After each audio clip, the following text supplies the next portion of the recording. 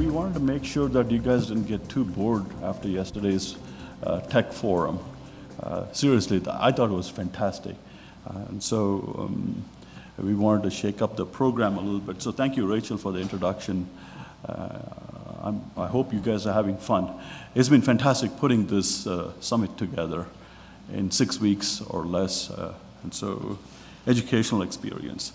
So I want to spend just a few minutes giving you some perspectives on how we go about putting this program together.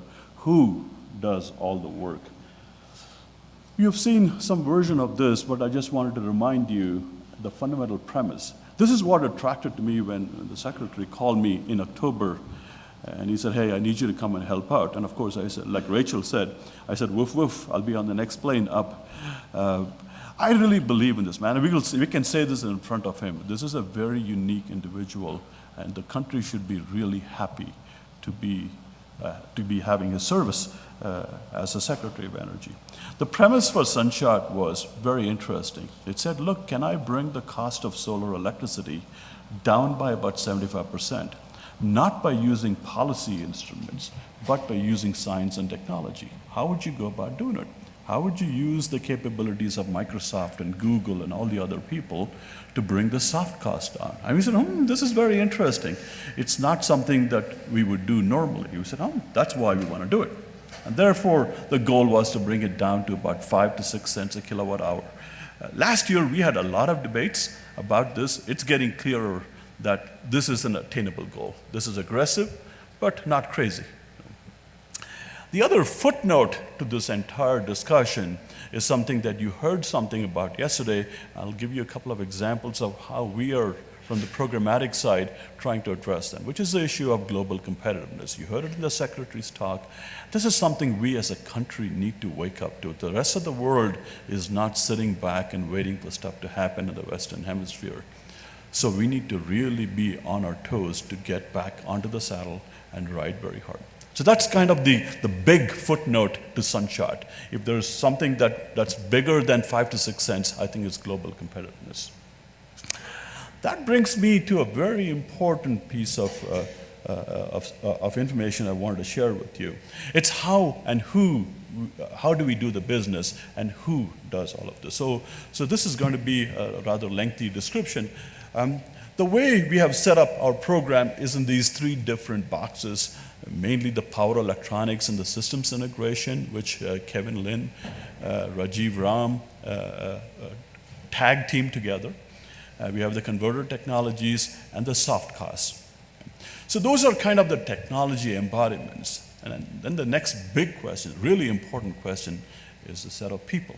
And this is where I think you have a fantastic bunch of people. It's been an honor and a privilege to be working with this entire team. You see on top the management team. These are the technology management team people. That's the other thing that I want you all to take away. This is a very good experiment within DOE, where we don't see that this is basic science, this is applied science, this is ARPA-E. There are no such colors. We all bring, it's like almost like a potluck dinner. We bring different kinds of dishes, different thinking processes, and then we mix and match all of them. So we have Rajiv and Ravi Prasha. Ravi is not here because he's babysitting his newborn, but Ravi was so instrumental in pushing our CSP program until Ranga arrived as a team lead. Similarly, Rajiv Ram and Kevin have been tag teaming all the time. Jim Horowitz from Basic Energy Sciences, spectacular as a team member, giving us feedback. With Linda Horton, he and Linda literally facilitated one of the solicitations that Elaine Ulrich, one of our team members, is running, bridging the basic energy science approach to the applied sciences. So it's a very cohesive team within DOE, spanning all of the different capabilities that we have within DOE. That's in the technical management team. I can't say enough about 2 people, perhaps 3 people, and I'll talk about each one of them separately. First, of course, Rachel. We tease her a lot. We call her the queen, and et cetera, et cetera. But Rachel is the glue that holds SunShot together. And so thank you so much, Rachel, for being part of our team. Very, very, very smart person. The second person is the person that she brought in. She sat on my head and brought Craig Connolly. I don't know, I can't see very well, but Craig is here. This meeting would not be possible but for Craig. This guy is amazing. This guy got 1930s work ethics, which is very difficult to see nowadays. And I am very old-fashioned, and so I love it. Craig is just fantastic. I'm so fortunate to have him.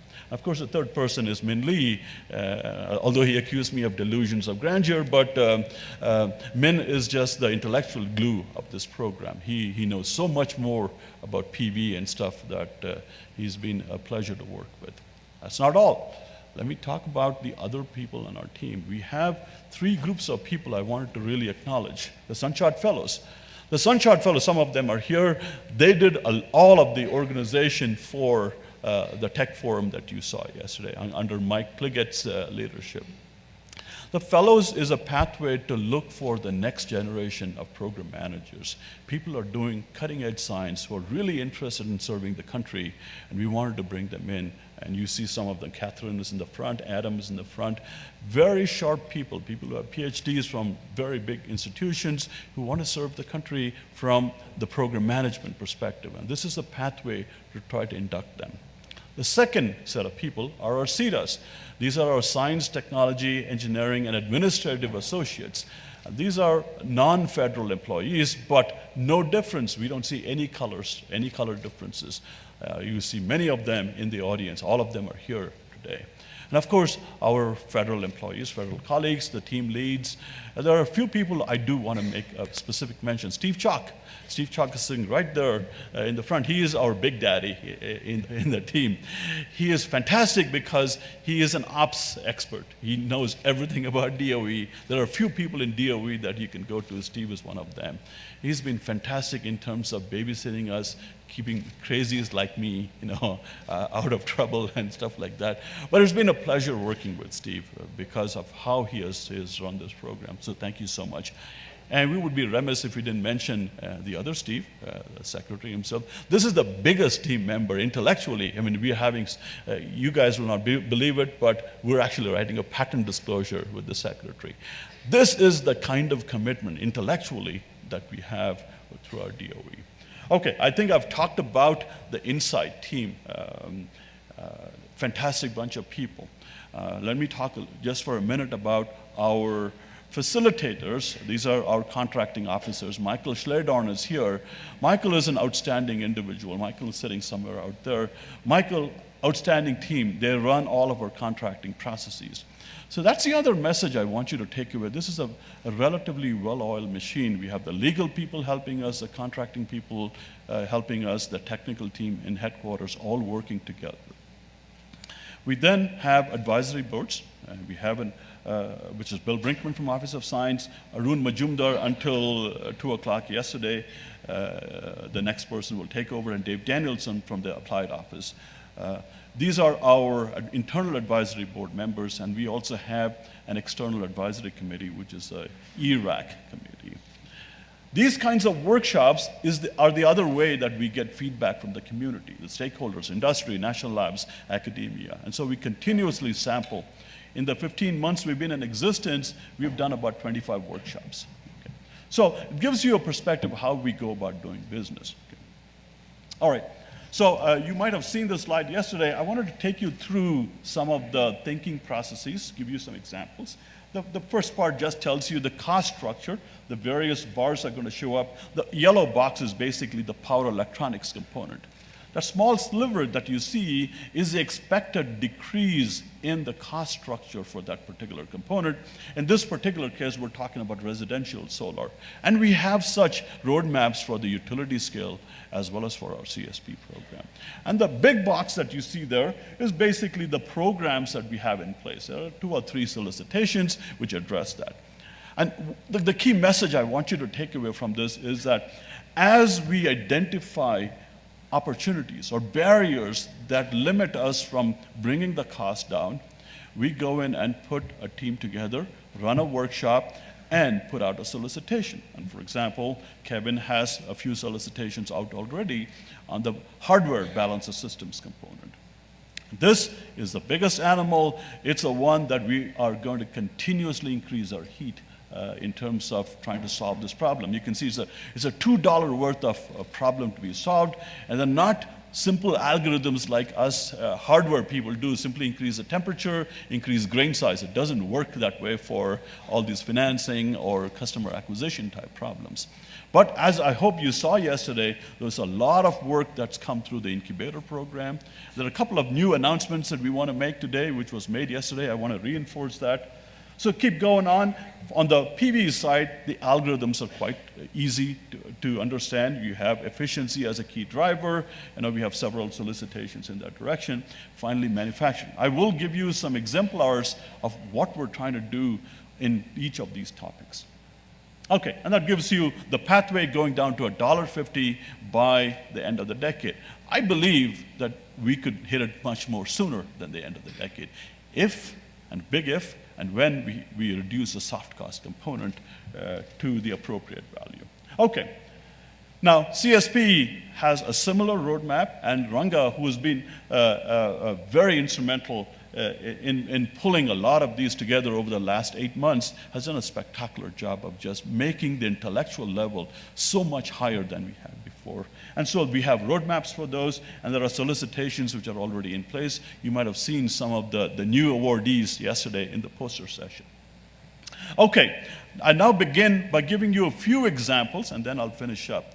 The first example is, we thought it was crazy, but it turns out it was not that crazy. The question that we were asking is it possible that over the next year or so, you could get to $2 a watt? No subsidies, no CSI, nothing. No federal subsidies, no state level subsidies. Can you get to $2 a watt residential scale? We didn't do a solicitation because we felt that this game has to be played literally like a game, and so we call it a challenge. And this just got announced, and it will be at a scale of about 5 megawatts, approximately 1,000 homes. We want people to show us algorithms by which they can make the process a lot more efficient. And by doing this whole challenge, they will get to a cost structure which is viable in the long term. And so this game just began. The referee blew the whistle yesterday, and so we want to bring it on. We want to see people bring it down to $2 a watt, and when you do $2, the next challenge will be $1.50 for sure. Time constant is set by the players, of course. Whoever scores the goal first wins the game. And there's going to be some significant, at least significant on our financial scale, a few $1 million kind of award for this. So that's one of the things that just got announced yesterday. The second one has to do with manufacturing. And we talked about this in the Secretary's talk. I want to go back and reinforce this. And this is the acronym. That's the other thing that you can see. We're getting very good at learning from ARPA-E. We're getting very good at acronymizing, And so SunPath is an acronym which talks about scaling up early stage or nascent PV technologies or nascent solar technologies, and so SunPath. And so you can see we're trying to pave the way for manufacturing to come back into the country. And this is a very deep issue. It turns out at a very, very different levels, it's a very deep issue. At a global level, competitiveness, how does one create the financial structure to get the CapEx? We said, look, we don't have all the money. We've done pretty well, as you've seen yesterday in the incubator program, which doesn't get you to pilot scale manufacturing. But we said, hey, can we do something through partnerships? And the fundamental notion behind SunPath is partnership. Partnership between federal governments, the state governments, and the private sector. And the first set of winners were announced yesterday. You saw some of them at the poster sessions. The second round is just getting ready to be announced. We will go back at it again, and we will be very aggressive about it, to try to solve these problems, to help people overcome the second valley of death, whereby they can start to put roots in the country rather than go off to eastern shores. Okay, I want to finish up with a few more ideas that we're just in the process of brewing. One of them has a very fundamental problem. Has to do with the variability. And you see that in the top left-hand corner. That's the output from a 20 megawatt plant. You can see it looks like an optical spectrum or something like that. So you can go back and do Fourier analysis or something. But we're saying, hey, look, this is a very fundamental problem to be solved. And there are two pathways that we have identified, and we're approaching both of them with equal intensity. The first pathway is to do some very careful algorithm development for forecasting. What is the probability that I can get with 99% precision the output 30 minutes from now? And that requires some serious development of computational hardware. So that solicitation is out on the street right now, and we are expecting some really good proposals. The second aspect of it, the complementary aspect of it, is to say, if I have such a huge variation in the solar output, no problem, we'll go back and make it a flatliner using storage technologies. What kinds of storage technologies? Is it a battery? Is it a flow battery? Is it going to be a hydro-based technology? What are the attributes of that technology? What are the cost constraints? So those kinds of ideas are really being discussed within the team, and you will see solicitations in that direction as well. Plug and play was a very intensely debated idea within our team. We spent maybe 8 months on this topic, and Rachel mentioned the Steve Jobs. I wanted this to be our Steve Jobs moment, where we reinvented the solar panel that nobody has seen before. And we tried to put in as much of our intellect into this. The question we were trying to answer is the following. Why is it that to put a solar panel, 15 different people have to come and bless it with holy water? How does one make it very much like a TV? And my learning was that when I was a kid, a TV was just coming in India.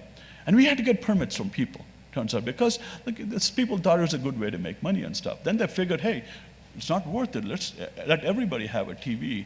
And so they made it very pervasive. Of course, a TV is a little bit of a different animal than a solar panel because it doesn't generate electricity. It's not a two-way system. So the question is there a pathway where we can put technology, intelligence into the panel or on the panel so that you don't need inspections, you don't need interconnects because the panel is doing it for you. You can self-inspect. You can simply measure its temperature, its pressure, stress level, which means a lot of new hardware technologies have to be developed, a lot of software has to be developed. So that was kind of the general notion behind plug and play. Can we reinvent the intellectual property behind the solar panels?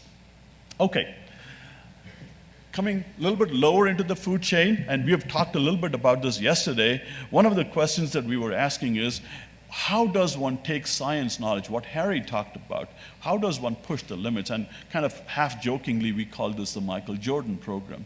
And the analogy should be very obvious. Michael Jordan stood for excellence in basketball, 6, 7 championships and stuff like that. So we wanted to get to his number 23% efficient cells in 3 years from maybe 12%. Now, how does one go about doing this? What are the things that one needs to learn? And so we're looking for this solicitation is just being packaged. In the next month, you will see it on the street. It's asking for teams of people, theoretical people, experimental people, people who do synthesis, coming together and solving the problems. And therefore, you can see that we're trying to kind of triangulate the problems, each one of the barriers, trying to come up with solutions with different FOAs. The last few things I wanted to mention are pedagogical in nature. And this is a very interesting concept. Think about this, right? Here we are talking about solar, hooking up to the utilities and stuff. Everything we talk about is in power electronics, right? On the other hand, we as a country, especially in academia, have very little competency in power electronics. Berkeley has 0.6 faculty in power electronics. Many of the top programs don't have credible power electronics because everything is nano nowadays. So we said, hey, if we really believe this, we have to go back and interact. And as you will see in Brian's and Aaron's panel coming up in about an hour or so, we really need to engage our colleagues in the utility. We need to have intellectual conversations with them. And so this is, again, Elaine's idea. Wherever Elaine is, I can't see very well. Elaine said, hey, we need to have a program which addresses the bridge between academia and the utilities. So this is going to be a partnership. We're still talking to our colleagues in SEPA to facilitate this. It's a partnership where the government puts in half the money for the education and the utilities put in the other half, so that they can start to make bridges and start rolling the gears, getting more PhD level people, advanced degrees people into the workforce. Okay, The last part is the craziest part. This is the one that my colleague said I was delusional. And it all came up because about a year and a half ago, we funded this PBMI idea, which is PV Manufacturing Initiative. There's the two stars you see, one on the East Coast, which is Sematech, and the other one on the West Coast, SVTC and Berkeley Stanford. And I was telling myself, we invested money in this, but perhaps we could do better. Perhaps we could leverage this money and make it something bigger. And so the questions we were asking is, what can we do with this investment, which is very focused on manufacturing? And so we said, can we, which is what you see here is the PBMI solicitation. We have a lot of different companies working with these 3 different centers, and much of the work is ongoing. But the question we were asking is, can I take this and make it a much bigger ecosystem? So can we somehow broaden the impact from not just the Bay Area, but across the entire country? And so I'm going to show you the slide which drew the response from Min. The question we were asking is it possible for us to use these as frameworks, but build a bigger edifice, a very different edifice, which doesn't only focus on manufacturing, but which brings different kinds of people, kind of like this country. You have people from different backgrounds coming in because it's a fun place to be, fun place to live, to make money, to do science, whatever. So the question we were asking is there a possibility that one can create this ecosystem where you don't have just the material science people, the engineering people, but the local authorities, the state level utilities people, everybody involved in some kind of a dialogue in building the solar kind of a network. So that is something that we're still scratching our head. Of course, we've gotten both positive and negative feedback. Some people thought it was pretty crazy, and people thought it can be done, but we would appreciate a feedback on this. So let me finish up. I stole this slide from the secretary's slide deck. It's something that I believe in. I know he believes in very much too. We are a very innovative country. We can do a lot of science, a lot of fantastic things, and we've shown it in so many different ways over the last X number of years. The question in solar, and it's kind of symptomatic of other things as well, is can we take this innovation, make things in this country, and then sell it worldwide? That's what we should be doing. And solar is just a fantastic example of what can be done. Such a huge opportunity for this country. So once again, to the team, to all of you, thank you so much for giving me this opportunity to be part of SunShot. It's been a fantastic experience. And Mr. Chu, thank you so much once again. Take questions if you have.